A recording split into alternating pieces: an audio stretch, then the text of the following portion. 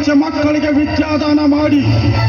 ಅನೇಕ ಶಿಕ್ಷಣ ಸಂಸ್ಥೆ ಕಟ್ಟಿದ ಸಿದ್ಧಗಂಗಾ ಶಿವಯೋಗಿಗಳು ಹುಟ್ಟಿ ದಿನದಿಂದಲೇ ಕಾಂಚನವನ್ನು ಕಾಲಲ್ಲೇ ಸರಿಸಿ ಹಾಸ್ಯವನ್ನು ತ್ಯಜಿಸಿ ಜೇಬಿಲ್ಲದ ಅಂಗಿಯನ್ನು ಧರಿಸಿ ಸರ್ವ ಜನಾಂಗಕ್ಕೆ ಗುರುವಿಲ್ಲದ ಪ್ರವಚನ ಮಾಡಿ ತಾವು ಸಾಯುವ ಮುನ್ನ ಬರೆದಿಟ್ಟ ಲೇಖಿಯಲ್ಲಿ ಈ ಜೀವ ಹೋದ ಮೇಲೆ ಇದರಲ್ಲೇನಿದೆ, ನಾನು ಇಲ್ಲ ನೀನು ಇಲ್ಲ ಎಂಬುದು ಬರೆದಿಟ್ಟು ವಿಧಿವಶರಾದರಲ್ಲ ನಾವು